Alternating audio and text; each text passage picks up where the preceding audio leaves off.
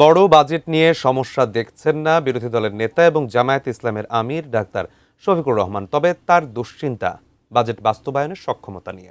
পাশাপাশি দুর্নীতি বন্ধ না হলে বাজেটের সুফল মিলবে না বলে মনে করেন তিনি।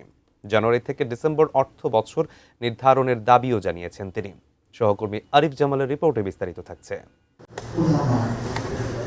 মঙ্গলবার জাতীয় সংসদে 2026-27 অর্থ বছরের জন্য 9,38,000 কোটি টাকার বাজেট পাশ হয়েছে।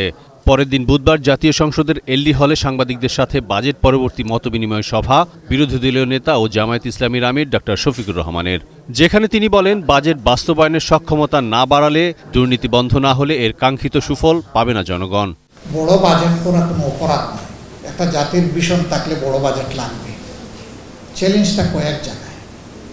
একটা হলো বাজেট বাস্তবায়নের সক্ষমতা, এর চাইতে বড় হলো দুর্নীতি। এই দুই জায়গায় যদি বড় সংস্কার আনা না যায়, বাজেট হবে কিন্তু বাজেটের প্রকৃত সুফল জনগণ পাবে না। এই বাজেট থেকেই তো 28 লক্ষ কোটি টাকা 15.5 বছরের বিদেশে চলে গেছে। যদি এই দুই জিনিসের সংস্কার না হয়, আবার যাবে। বাজেটের কার্যকর বাস্তবায়নে বর্তমানে বিদ্যমান জুলাই থেকে জুন অর্থ বছরের সময় একটা বড় বাধা বলে মনে করেন বিরোধী দলের নেতা।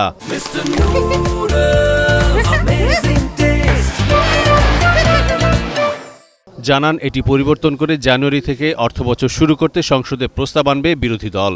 আমরা মনে করি দেশের স্বার্থে এটা হওয়া উচিত, এমনকি সরকারি দলের অনেকেও কিন্তু এটা চান। আমরা যখন এই বক্তব্য রেখেছি তখন প্রধানমন্ত্রী সহ সবাই কিন্তু এটা টেবিল চাপিয়ে সমর্থন দিয়েছে। দায়িত্বশীল ও কার্যকর জাতীয় সংসদ প্রতিষ্ঠায় সরকারের ভালো কাজের পূর্ণ সমর্থন জানানোর আশ্বাস দিয়ে বিরোধী দলের নেতা বলেন, ছায়া বাজেটের মতো ছায়া মন্ত্রিসভাও গঠন করা হয়েছে, সময় মতো এই বিষয়ে জানানো হবে। আলহামদুলিল্লাহ মন্ত্রিসভাটা আমরা গঠন করেছি। তো আমাদের শিশুটাকে একটু খাবাইয়ে দাবাইয়া দৌড়াদৌড়ি করার মতো বয়সে নিতে চাই আমরা। তারা ইতিমধ্যে তাদের কাজ শুরু করেছেন। কনসেপ্টটা হচ্ছে আমরা বিরোধী দলে থাকলেও তারা ছায়া মন্ত্রিসভা হিসেবে আমাদেরকে পরামর্শ দিয়ে সরকারের বিভিন্ন কাজ অবজার্ভ করে আমাদেরকে পরামর্শ দেন। আবার কোনো সময় যদি আমরা আল্লাহর ইচ্ছায় সরকারি দলেও যাই, তখন এটা বিলুপ্ত হবে না, তখন ওইটা থাকবে। আমাদের কাজকে অবজার্ভ করে আমাদের ত্রুটিগুলো ধরে দিয়ে আমাদেরকে সহযোগিতা করা হচ্ছে।